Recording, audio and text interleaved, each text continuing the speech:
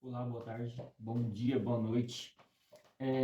Eu quero falar com você hoje sobre falsos profetas. É um dos assuntos que eu mais gosto de conversar, é um dos assuntos que eu mais gosto de falar, é um assunto importante para o nosso dia a dia, porque nós vivemos num tempo em que a rede social ela tomou conta de tudo.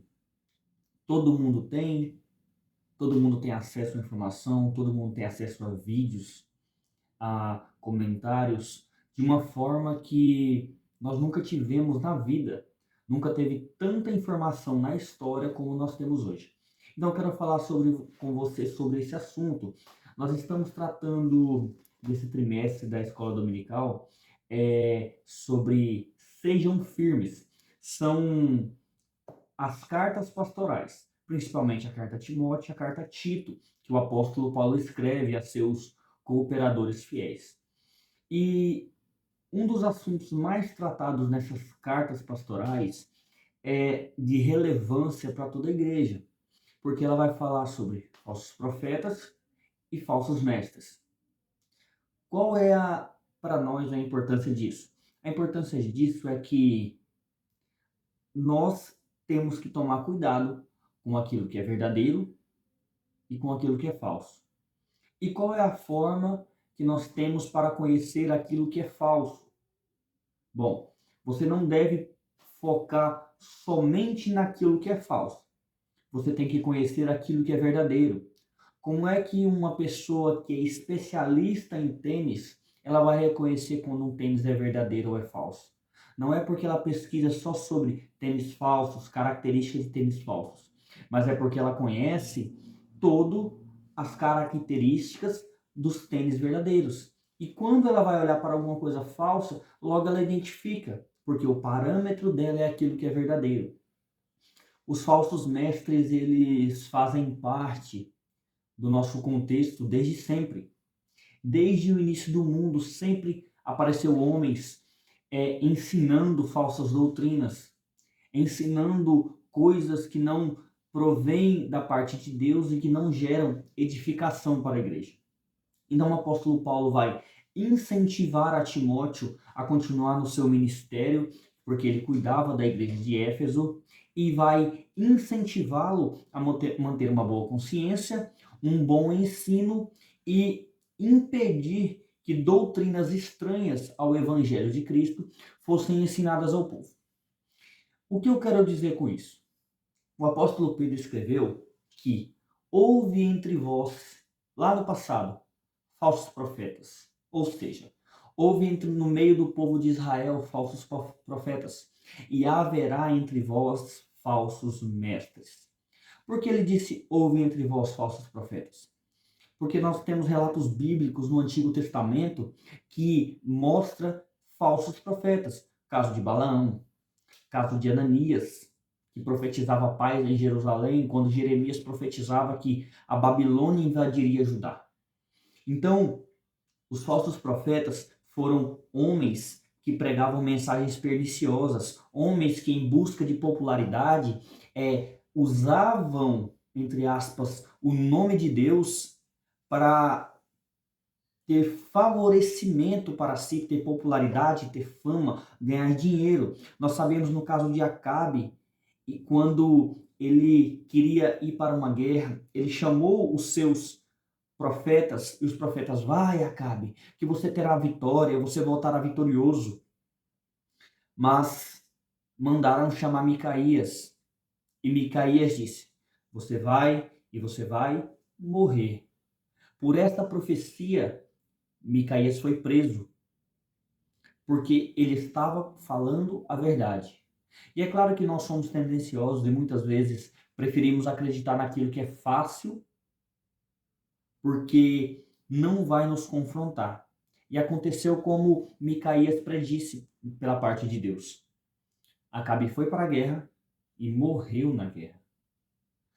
Falsos profetas.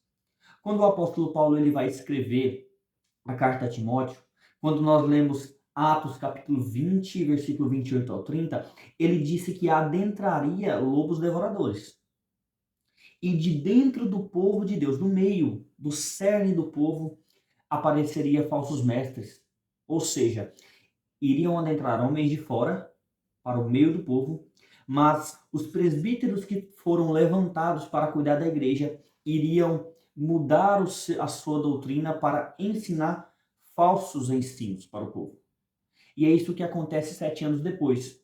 Por isso que, num ambiente de Éfeso que era teologicamente bem ensinado, num ambiente bom, num ambiente de um povo preparado, numa mudança de 7 anos, a doutrina estava modificada. E o apóstolo Paulo escreve: como te roguei que ficasses em Éfeso quando parti para a Macedônia. Ensina o povo, cumpra o teu ministério. Não deixe que a sua mocidade te impeça de ensinar a palavra de Deus verdadeiramente. E há uma mudança no povo de Éfeso, porque homens adentraram com doutrinas estranhas e o povo estava sendo enredado por elas. E o que isso significa? Toda vez que eu creio num falso ensino, toda vez que eu creio naquilo que não é verdadeiro da parte de Deus, eu passo a ter uma prática de vida falsa, eu gero mau testemunho e eu destruo a minha casa. Porque tudo aquilo que eu acredito, eu pratico. Então, quando eu começo a acreditar numa falsa doutrina, eu vou ter uma vida prática falsa. Não é bem especificado quais eram as doutrinas que eles estavam ensinando, mas uma coisa é certa, que eles estavam pregando abstinência de alimentos, abstinência do casamento. São manjares, são coisas que Deus preparou para o homem. E isso poderia desviar o povo da verdade, e estava desviando o povo da verdade. Então nós temos que tomar muito cuidado toda vez que nós vamos ler a palavra, toda vez que nós vamos escutar algum pregador, algum pastor, alguém que se auto-intitula mestre. Nós temos que prestar atenção em tudo que é falado. Temos que observar cada palavra, julgando, questionando. Será que isso é verdade? Será que isso está contido nas palavras de Deus? Será que isso tem base no Evangelho de Cristo? Porque todas as cartas pastorais, todas as cartas que o apóstolo Paulo, o apóstolo João, o apóstolo Pedro escreveram, se você ler bem, você vai ver que está a explicação de muitas palavras que Jesus disse. Porque a doutrina dos apóstolos é firmada no que Jesus ensinou. O Espírito Santo ensinava os apóstolos dentro da doutrina de Cristo. Então nós temos que tomar cuidado e ver, julgar, analisar, pesquisar se tudo que está sendo pregado, se tudo que está sendo ensinado está de acordo, está firmado na doutrina dos apóstolos. E qual é a doutrina dos apóstolos? A doutrina dos apóstolos é Cristo. É todo o ensino de Cristo. Tudo que está baseado no ensino de Cristo é da parte de Deus. Mas tudo aquilo que bate de frente, entra em rota de colisão com o ensino de Cristo é anátema, é do inimigo. Nós devemos rejeitar. Então fique com essa palavra e preste bem atenção naquilo que você escuta. Tenha contato com a palavra de Deus. Tenha uma vida devocional de leitura bíblica, não só de uma leitura para ter conhecimento, porque o objetivo da Bíblia não é só você conhecê-la, mas é que ao conhecê-la, ela gera em você uma transformação interior.